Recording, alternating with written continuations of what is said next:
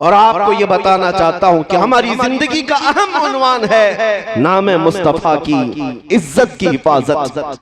इकबाल ने कहा आबरूए मां जनाम मुस्तफा, हम सबकी इज्जत और आबरू मुस्तफा के नाम से वाबस्ता है। हर चे दरी दुनिया बादे मुस्तफा, जो कुछ भी इस दुनिया में है वो मेरे मुस्तफा के बाद है। चाहे वो हमारी माँ हो, हमारा बाप हो, हमारा उस्ताद, हमारा पीर, दुनिया का कोई रिश्ता हो, जो भी होगा वो मेरे मुस्तफा के बाद है। इस अकीदे के साथ आज हमें जीना है। और शायद आज लोगों में इसी बात को लेकर के कुछ कमजोरियां आई हैं। आज जो दुनिया में हमारी आजमाइशों का दौर चल रहा है, खुसूसियत के साथ हमारे इस मुल्क में देखना, हमारे हजारों मसाइल हैं, लेकिन सबसे ज्यादा छेड़खानी जिस मसले से होती है वो नामूसे रिसालत का मसला है, मेरे मुस्तफा की इज्जत का मसला है। उसकी वजह यह है कि ये जालिम जानते हैं मुसलमान के लिए जान से भी बढ़कर के कोई चीज है तो नबी पाक की इज्जत का मसला है। और इस पर अगर मुसलमानों में ठंडी देखने को मिली, अगर मुसलमानों के दरमियान खामोशी देखने को मिली, तो दुनिया ये समझ जाती है कि अब ये कौम मुर्दा हो चुकी है, इनके अंदर अब जिंदगी बाकी नहीं रह गई, ये फिर हमारा चीर फाड़ और ऑपरेशन शुरू कर देते हैं। लेकिन आज भी मुझे ये एहसास है, मैं आपको एक मिसाल के जरिए से बताऊं। एक डॉक्टर जब ऑपरेशन थिएटर में किसी को ले जाता है, इंजेक्शन देता है, सुन होने का, बेहोशी का इंजेक्शन देता है, या गोली के जरिए से या दवा के जरिए से बेहोश करे। अब बंदा बेहोश हुआ है या नहीं कैसे पहचाना जाए? उसको चूंटी काट करके देखो, कैंची मार करके देखो, या उसका कान खींच करके देखो, अगर हरकत नहीं कर रहा है इसका मतलब है बेहोश हो गया है। हमारा चूंटी काटना उसको पता नहीं चल पा रहा, हमारा उसे हिलाना पता नहीं चल पा रहा है, इसका मतलब है बेहोश हो गया है। अब उसके बाद दूसरा प्रोग्राम शुरू होता है, काटो इसको, फाड़ो, चीरो, जो कुछ करना है करो, जब बेहोश हो। इसी तरह से इन जालिमों ने उम्मत मुस्तफा को बेहोश करने के लिए कई सालों से एक प्लान चला रखा है। मुसलसल तुम्हें दुनियावी अय्याशियों में इस तरह मुब्तला कर रखा है कि हमारी कौम में सबसे ज्यादा नशे को तकसीम कर रखा है। हर जगह, हर मोहल्ला हमारा नशा से लबरेज है। हमारे नौजवानों में एडिक्शन, खास तौर पर कई खतरनाक किस्म के नशों में मुब्तला है। पूरे हिंदुस्तान की बात कर रहा हूं, तुम्हें नशा दे दे करके सुन किया जा रहा था। और इस नशा से अगर पागल नहीं हुआ, जो हेरोइन है, कोकेन है, अफीम है, चरस, गांजा, भंग, तो फिर दूसरा नशा इंटरनेट का दिया गया। इंटरनेट का भी एक नशा है जिसके जरिए से तुम्हारी हालत ऐसी है कि 5 मिनट मोबाइल को छोड़े नहीं रह सकते। सोशल साइट्स पर आज एक सर्वे के मुताबिक 24 घंटों में से कुछ लोग 18 घंटे इस्तेमाल करते हैं। इसका मतलब हुआ कि पूरा सोने के अलावा सारा काम तुम्हारा मोबाइल पे। ये नशा है और छूटने वाला नहीं है जल्दी।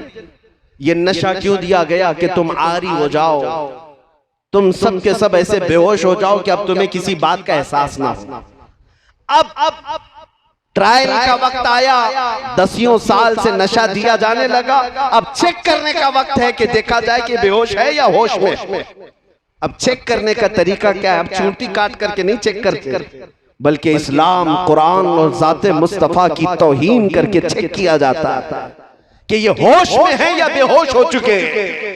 अब ये सिलसिला शुरू किया गया। आप क्या समझते हैं? किसी एक कुत्ते को उठा करके भौंकने पर वो लाकर खड़ा करते हैं तो क्या उसके अकेले की ताकत होती है? ये गुफे में बैठे हुए भेड़ियों की इतनी ताकत नहीं होती। ये हुकूमत की सपोर्ट के साथ बड़ी बड़ी लॉबियां इनके पीछे, एजेंसियां इनके पीछे एक गुस्ताखी करने के लिए खरीदे जाते हैं और लाकर खड़े किए जाते हैं, सिर्फ ये टेस्ट करने के लिए करोड़ों मुसलमान हमारे दिए हुए नशे में मदहोश हो गए या अभी भी जिंदा हैं। अरबों को देखा, अरब सो गए। अरबों में अब कोई होश नहीं है, वहां कोई गुस्ताखी करे ना करे उन्हें कुछ फर्क नहीं पड़ता। उनके पड़ोसी मुल्क फिलिस्तीन को खून में नहला दिया जाए, उन्हें पता नहीं चलता। शाम तबाह हो जाए, यमन बर्बाद हो जाए, इराक टूट जाए, जल जाए, अरबों के कानों में जूं तक नहीं रेंगती। उनको ऐसा नशा दिया गया है, वो उठ नहीं पाते।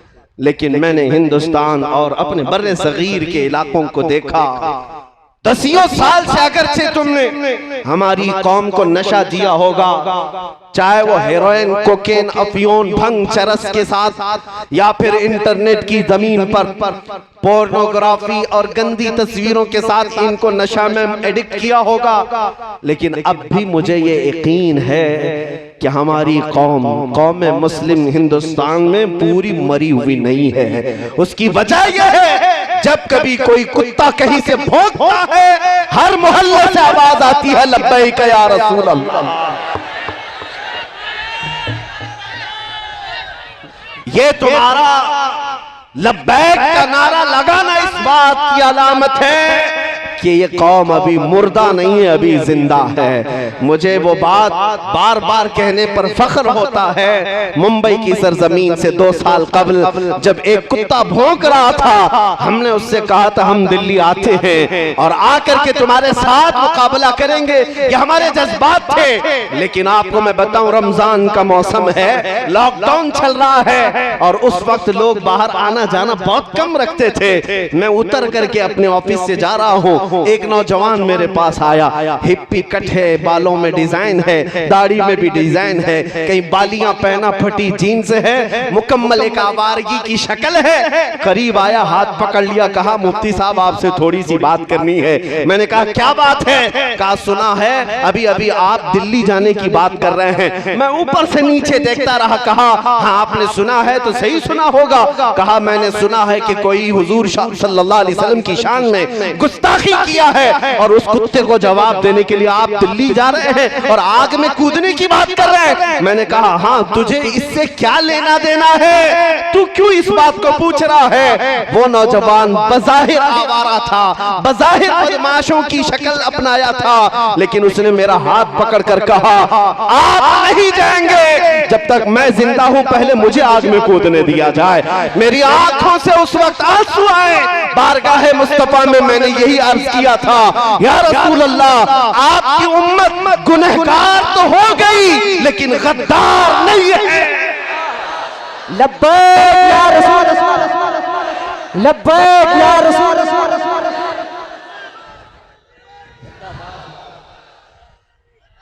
या रसूल अल्लाह,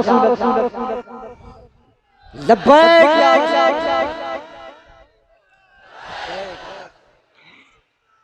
जिंदाबाद। मेरे अजीजों, यही जिंदगी जो तुम्हारे दरमियान है, ये जालिमों को खाए जा रही है।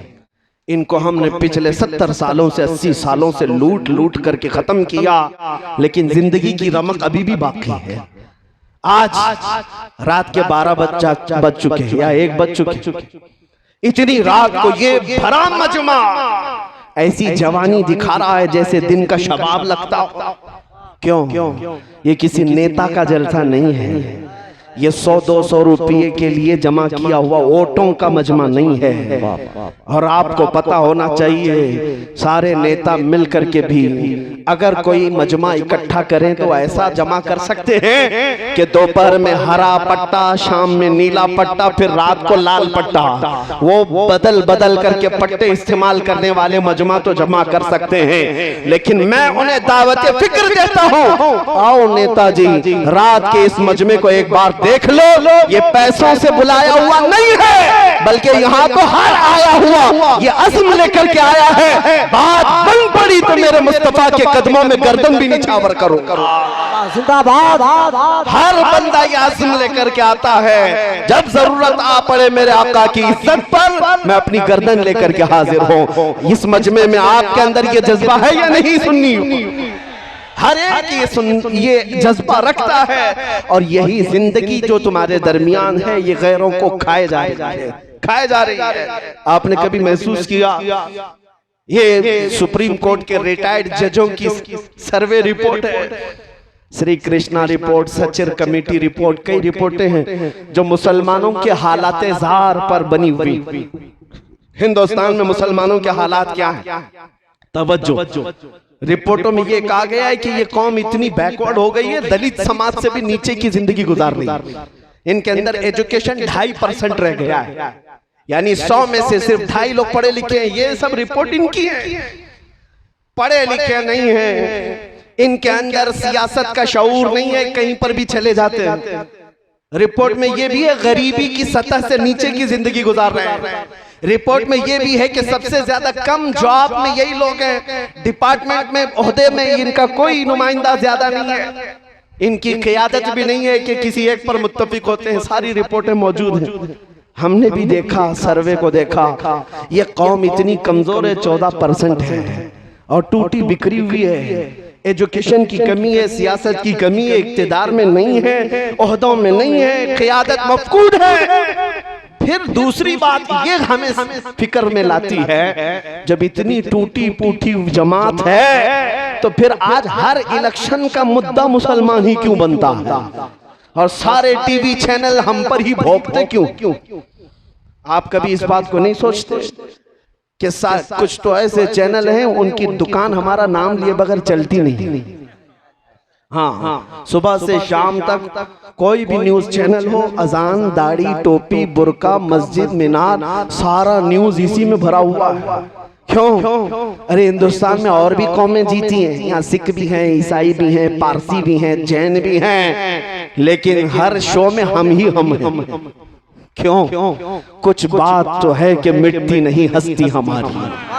जिंदाबाद। इकबाल ने कहा है कुछ बात तो है कि मिटती नहीं हस्ती हमारी, सदियों रहा है दुश्मन दौरे ज़मां हमारा, तौहीद की अमानत सीनों में है हमारे, आसान नहीं मिटाना नामो निशा हमारा। यूनानो, मिस्र, रोमा सब मिट गए जहां से, बाकी मगर है अब तक नामो निशा हमारा। क्यों? किस वजह से हम सारे डिबेट का मुद्दा बनते हैं? सारी जगह पर हॉट टॉपिक कौन है? अरे जिनके पास पूरी मेजॉरिटी है उनको भी जीतने के लिए हमारा नाम लेना पड़ता है। हमारा नाम कौम में अगर लोगों के अंदर जज्बात भड़काना है तो यहाँ पर लड़ाने के लिए भी हमारा ही नाम लिया जाता है। मेरे अजीजों, मैं ये सियासी बातें नहीं कर रहा हूँ, ये मैं तुम्हें एहसास दिला रहा हूँ। कभी कभार कुत्ते भौंक भौंक करके तुम्हें बताते हैं कि तुम गीदड़ नहीं, तुम शेर हो, रसूलुल्लाह के शेर हो।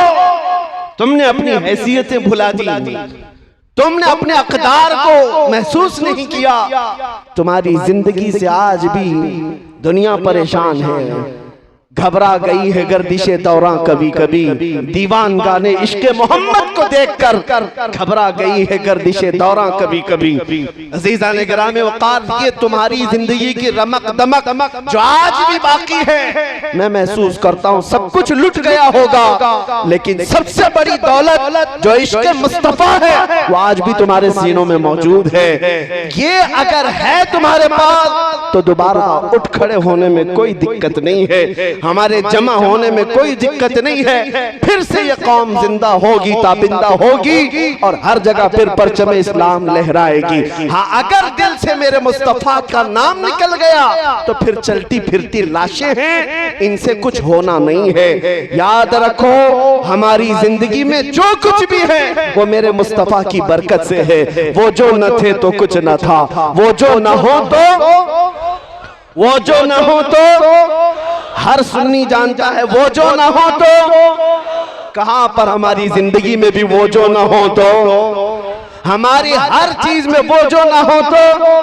अरे कब्र में भी जाओगे, फरिश्ते 2 सवाल करेंगे, तुम्हारा रब कौन है, तुम्हारा दीन क्या है, यहाँ तक बहुत सारे बोल पड़ेंगे। तीसरा सवाल जो फरिश्तों का है, हुजूर को दिखा करके ही पूछेंगे इनके बारे में क्या कहता था।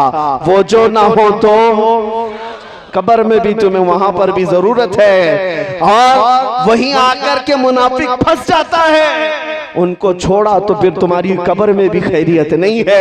हश्र में चलो उठे, वहां तो हिसाब किताब का दिन है। आदम अलैहिस्सलाम से लेकर ईसा अलैहिस्सलाम तक कौम पूरी मखलूक फिरती फिरती रही, खलीलो नजी मसीहो सफी, सभी से कहीं न बनी, ये बेखबरी की खल्क फिरी, कहां से कहां तुम्हारे लिए, फिर मखलूक कहां आई, मेरे मुस्तफा के पास आई। अब फिर मैं पूछता हूं ऐ सुन्नियों, मैदान महशर में भी वो जो ना हो तो, वो जो ना हो तो कुछ न हो। इसलिए जान है वो जहान की, और जान है तो जहान है। जब तुम्हें मालूम है जिंदगी में वो जो ना हो तो कुछ ना हो, कब्र में भी वो जो ना हो तो कुछ ना हो, हश्र में भी वो जो ना हो तो कुछ ना हो, तुम्हें जब ये पता चल गया कि हर चीज की जड़ मेरे मुस्तफा की जात है, तो बरेली के इमाम जो 100 साल से तुम्हें पुकार रहे हैं, उनकी बात सुन लो, आज ले उनकी पनाह, आज मदद मांग उनसे, आज ले उनकी पनाह, आज मदद मांग उनसे, कल मानेंगे क़यामत में अगर मान गया।